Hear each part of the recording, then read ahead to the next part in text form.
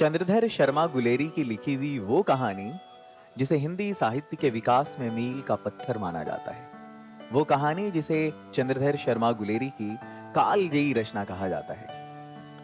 5 भागों में बटी फ्लैशबैक पद्धति पर आधारित ये एक दिव्य प्रेम कहानी है जिसे पढ़ने के बाद दिल थोड़ा बोझिल सा हो जाता है। ये कहानी शुरू होती है अमृतसर के उस बाजार से जहां 12 साल का एक लड़का लहना सिंह 8 साल की एक लड़की से पूछता है, तेरी कुड़माई हो गई क्या? लड़की धत कहकर शर्माती है और भाग जाती है। यह सिलसिला चल पड़ता है। लेकिन एक दिन जब ये पूछता है कि तेरी शादी हो गई क्या, लड़की हाँ में कहते हुए भाग जाती है। बस फिर मानो क्या था। यूं मालूम पड़ता है कि उस लड़के के दिल पर बिजली सी गिर गई है। बोझिल मन के साथ वो एक कुत्ते को पत्थर मारता हुआ, वैष्णवी को टक्कर मारता हुआ, किसी को नाले में धकेलता हुआ घर अपने मामा के यहाँ पहुंच जाता है और इस तरह से कहानी का पहला भाग समाप्त हो जाता है। उसके बाद उन दोनों की फिर कभी मुलाकात नहीं होती। वो दोनों अपने मामा के यहाँ अमृतसर गए हुए थे। लेखक ने फ्लैशबैक पद्धति का प्रयोग किया है इस कहानी में और इसके ठीक 25 साल के बाद वो अब उस लहना सिंह का वर्णन कर रहा है लेखक, जो फौज में जमादार हो गया है। उस फौज में उसके अलावा और भी लोग हैं, जिसमें सूबेदार हजारा सिंह और विदूषक वजीरा सिंह भी है। एक बार होता यूं है कि लहना सिंह अब किसी मुकदमे की पैरवी के लिए जब अपने घर जा रहा होता है तो उसे फौज के अफसर का एक लेटर आता है कि फौज लाम पर जा रही है और तुम्हें भी जाना है। दरअसल उस समय द्वितीय विश्व युद्ध चल रहा होता है और अंग्रेजों की ओर से जर्मनी के खिलाफ भारतीय फौजी लड़ रहे होते हैं और ये उसी में 77 राइफल्स में जमादार बन गया हुआ है। जब इसको लेटर मिलता है सेना के अफसर का, तो उसी समय सूबेदार हजारा सिंह का भी लेटर मिलता है कि चलो सब साथ में चलेंगे, क्योंकि मैं, मेरा बेटा बोधा सिंह भी जाने वाले हैं, तुम भी आ जाओ। क्योंकि रास्ते में सूबेदार का घर पड़ता है, इसलिए लहना सिंह को कोई परेशानी नहीं होती। और यह भी है कि सूबेदार हजारा सिंह मानता भी बहुत है लहना सिंह को। खैर, तीनों एक साथ चलने वाले होते हैं।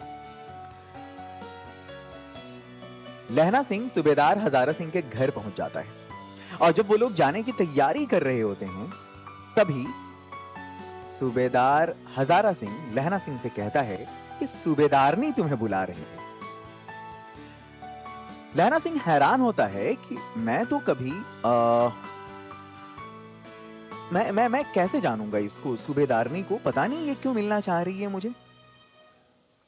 तब इससे पहले तो कभी हमारी बातचीत मुलाकात ही नहीं हुई, लेकिन आखिर क्या कारण है, मन में इसी दुविधा में पड़ा हुआ रहता है। लेकिन फिर जब चाहता है तो उसके बाद भी वो उस सूबेदारनी को पहचान नहीं पाता।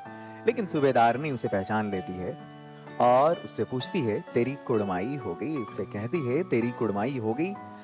ये सेंटेंस था कि मानो 25 साल पुरानी जो यादें हैं लहना सिंह की वो ताजा हो जाती हैं उसके मन में। लेकिन अगले ही पल सूबेदारनी, चूंकि वक्त भी बहुत कम होता है, सब जा रहे होते हैं, सूबेदारनी कहती है लहना सिंह से कि जिस तरह से तुमने मेरी रक्षा की थी घोड़े की दुलत्ती से, उसी प्रकार मैं तुम्हारे आगे अपना आंचल फैलाती हूं कि मेरे बेटे बोधा सिंह और मेरे पति की रक्षा करना। यह बात लहना के दिल को छू जाती है और युद्ध के मैदान में लहना सिंह सूबेदारनी से किए हुए अपने वादे को निभाता है और अपनी जान की बाजी लगाकर भी उन दोनों की हिफाजत करता है। जब रात में कपकपी होती है तो उस कड़कड़ाती हुई ठंड में भी अपने कोट को उतार कर वो उसके बेटे, सूबेदारनी के बेटे बोधा सिंह को उड़ा देता है। वो खुद जख्मी हो जाता है, गोली खा लेता है, लेकिन उन दोनों को आंच नहीं आने देता।